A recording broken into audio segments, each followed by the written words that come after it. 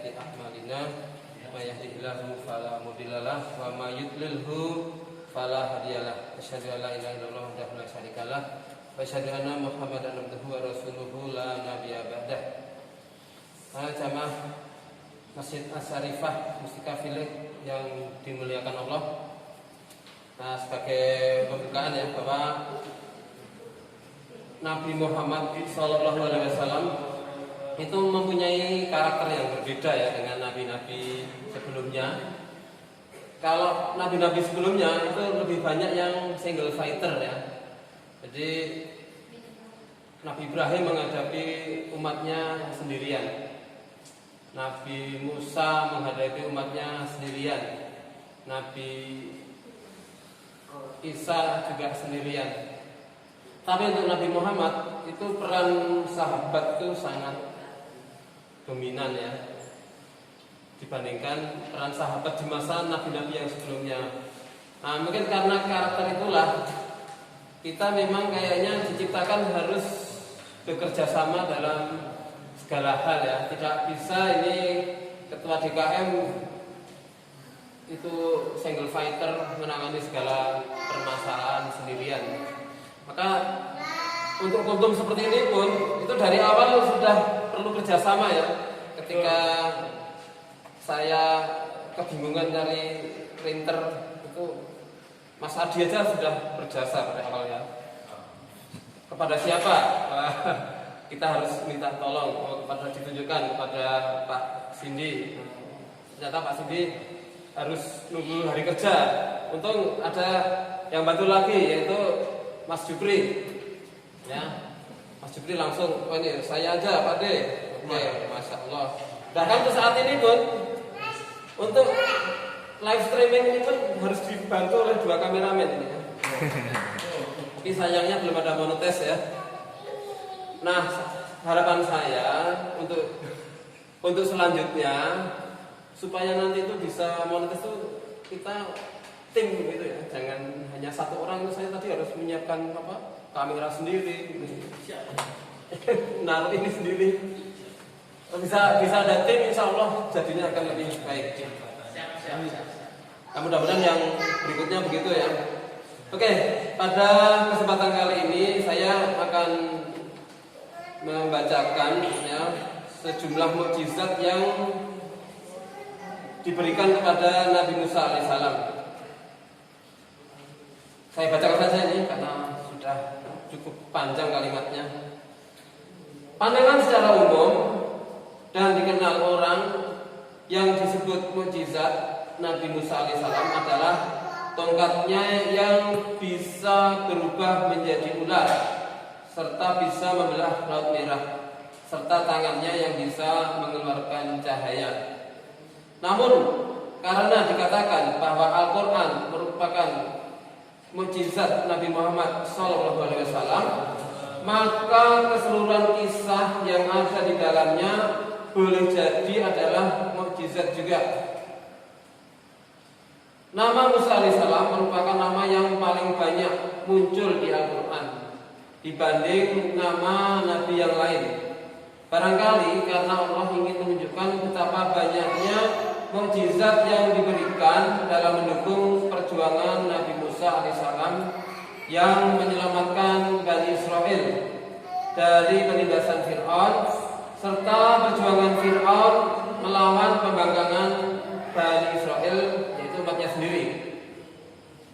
Bani Israel sebagai masyarakat kelas 2 di Mesir adalah keturunan dari saudara-saudara Nabi Yusuf alaihissalam yang beranak pinak dan berdampingan dengan komunitas elit dan terbesar, yaitu Kipti di Mesir, dengan Fir'aun sebagai pucuk pimpinannya. Sebagai kelompok kelas bawah, maka buat penghidupannya tak ada pilihan lagi selain jadi pekerja kasar. Meskipun begitu, kadang-kadang kalangan cerdasnya juga sering dipakai oleh para pembesar istana. Mukjizat tahap pertama, Fir'aun bermimpi. Mimpinya berkali-kali sama. Ada api menjalar dari bumi Syam menuju Mesir dan membakar rumah-rumah orang Kipti. tapi tidak membakar rumah orang Bani Israel. Takwil dari para peramal mimpi yang mengatakan bahwa kaum Bani Israel akan merebut kekuasaan itu dipercaya oleh Fir'aun, yang berlanjut dengan turunnya perintah untuk membantai bayi-bayi laki-laki keturunan Bani Israel. Setelah berlangsung beberapa tahun pembantaian para petinggi Fir'aun,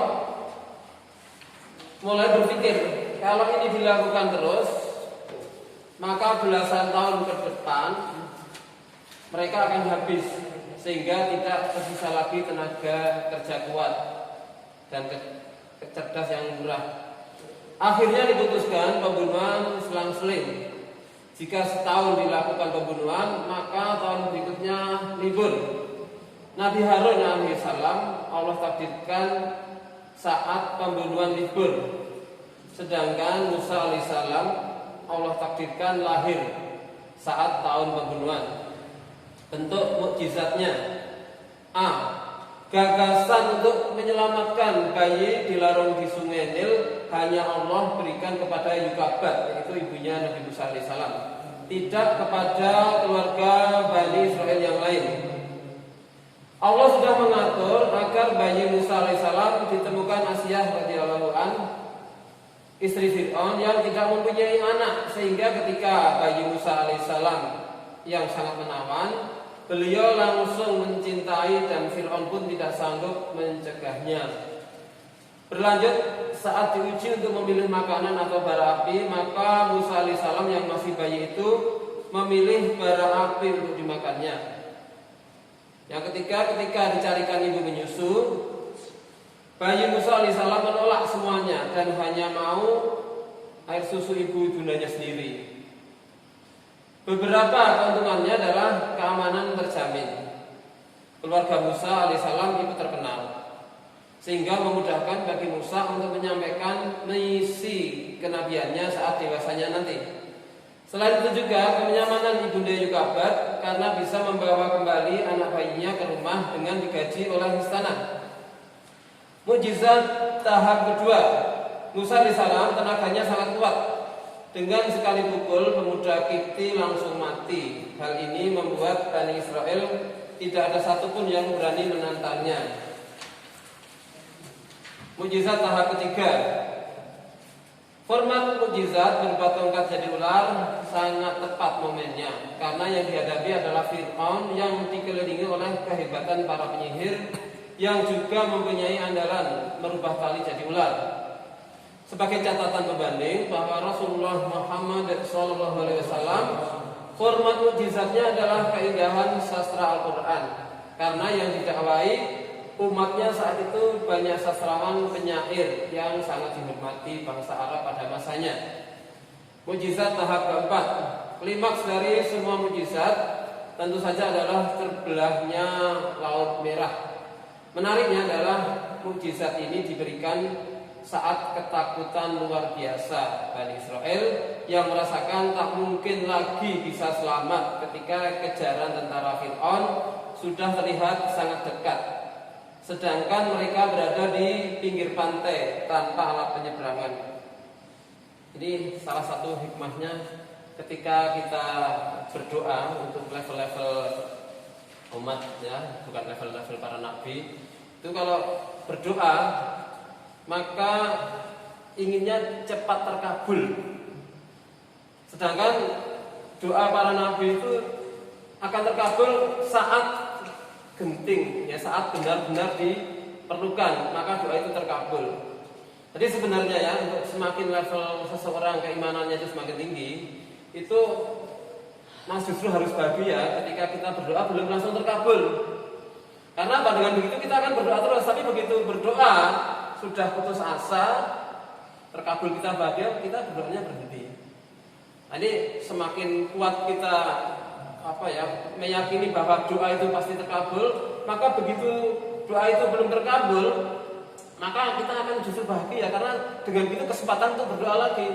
Nanti pada suatu saat, ya, ketika kita sudah tidak mampu lagi, ini seperti yang dikatakan oleh almarhum Zainuddin MZ ini, ya, jika kita sudah angkat tangan, maka Allah akan turun tangan. Demikian ya, mudah-mudahan bermanfaat.